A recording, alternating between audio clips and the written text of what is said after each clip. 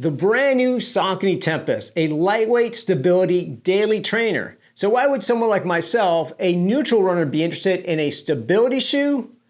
Keep watching and find out.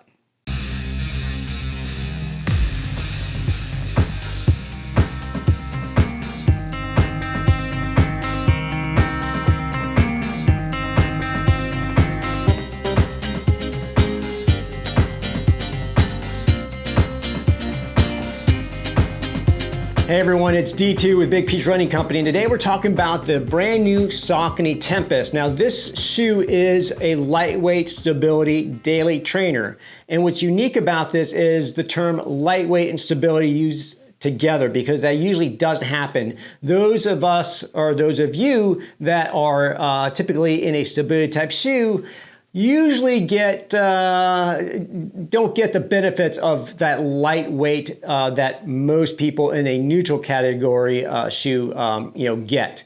So this is unique in that sense that it uses the Power Run PB. It's the same midsole foam that is in the Endorphin Pro and the Endorphin Speed, and it's a full length all the way from the heel to the toe, but it provides that stability.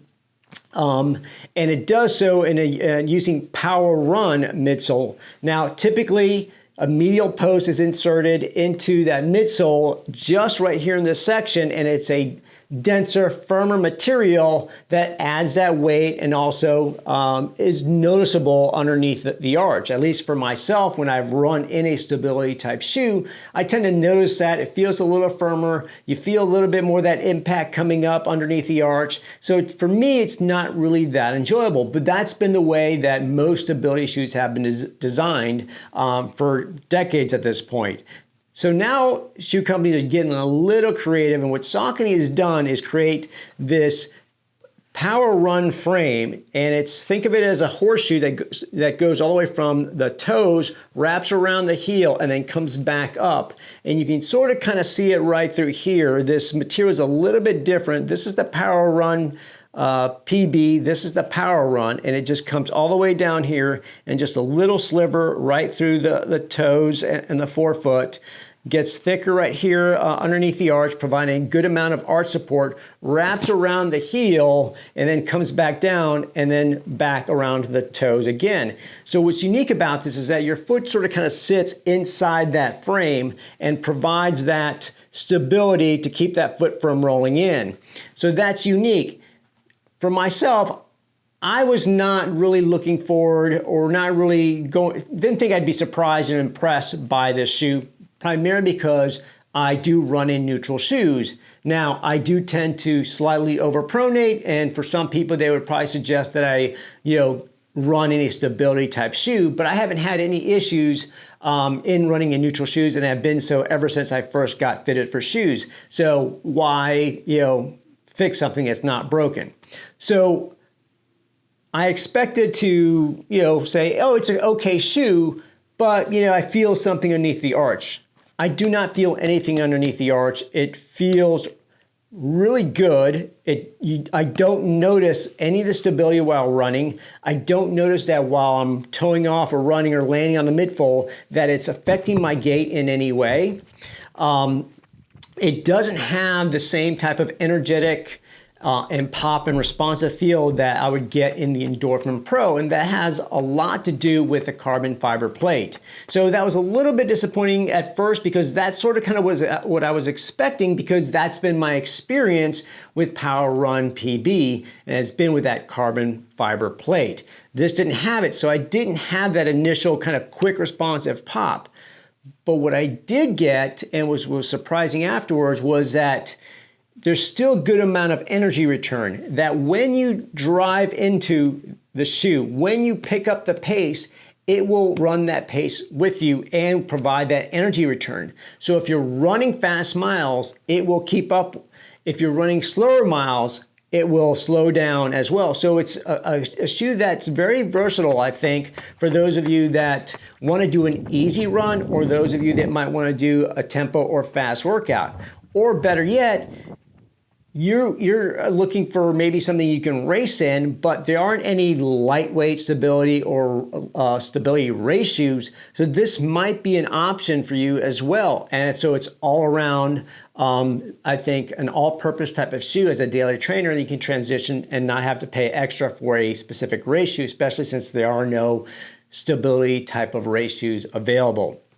So overall, the fit was pretty good. The toe box I found is pretty generous. I had no issues. As a matter of fact, sometimes you could see right through here, it sort of kind of folds a little bit because I've tried lacing it a little bit snugger through here. Not an issue. I do feel that right through here, you might be able to see these little overlays, and they are obviously designed to increase durability of that upper. This is typically where I tend to wear out shoes, primarily on the outer, on the lateral side of the shoe, because my toes tend to open up and rub through there. I felt no rubbing at all. I had plenty of room. And so that felt pretty good. The upper is very breathable.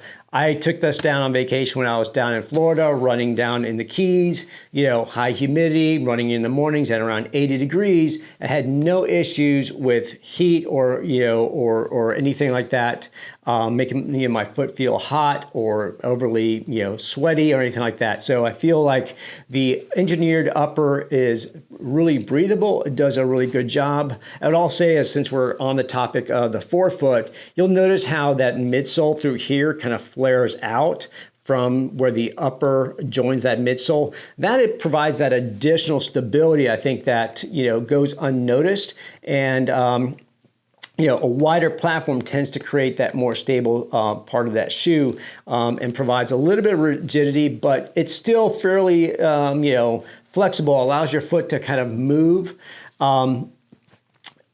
The middle part of the shoe here, the lacing is where I think, I tend to lace them a little bit tighter here, looser in the forefoot, and then kind of start tightening it up here. And you kind of see kind of a little bit almost like an hourglass type of shape.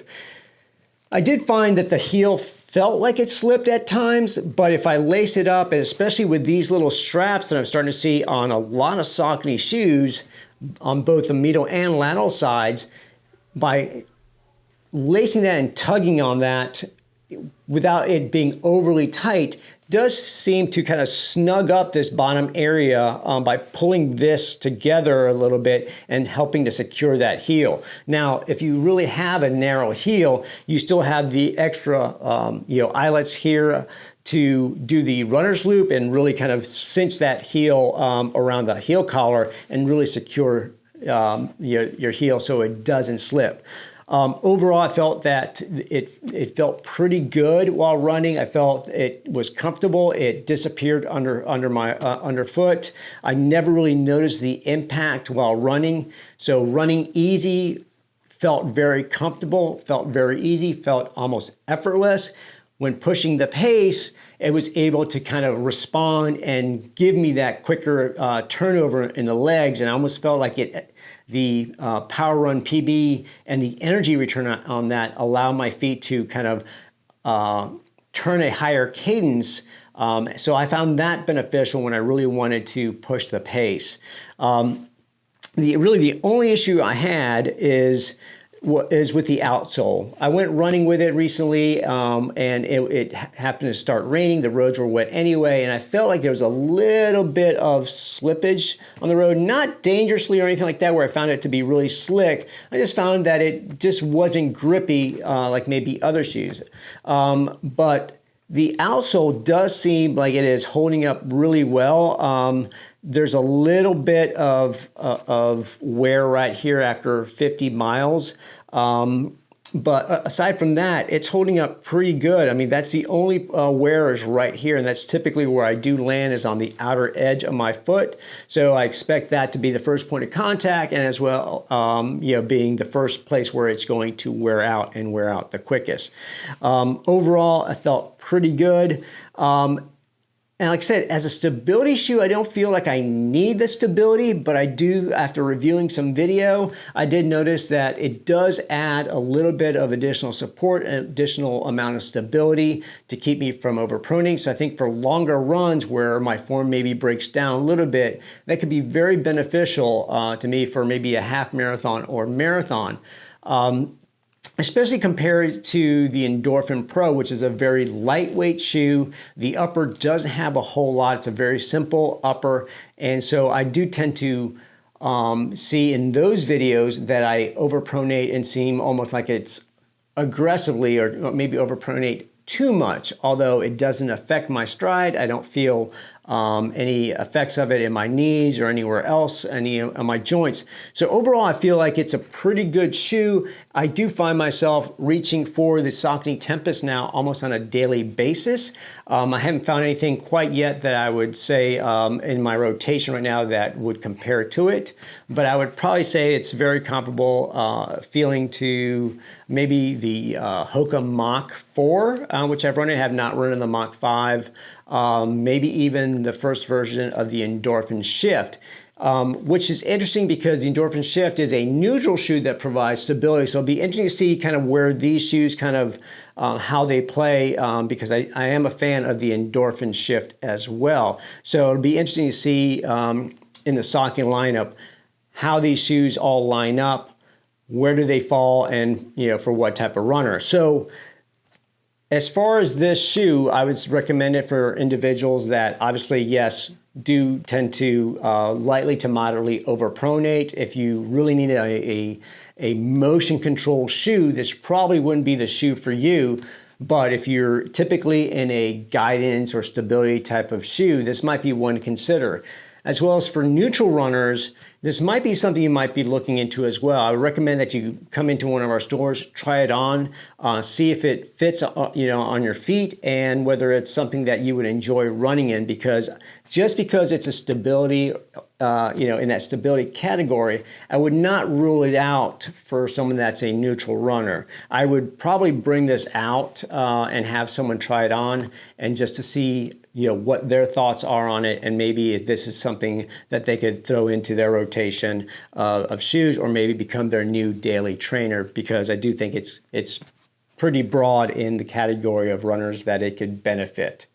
So hope you enjoyed this review. I'll have a couple more. I've got the Endorphin Pro and Speed that I'll be reviewing soon. So keep watching. If you like the video, go ahead, you know what to do, and subscribe and keep following because I've got more reviews coming up. And remember, may your best miles be those covered on foot.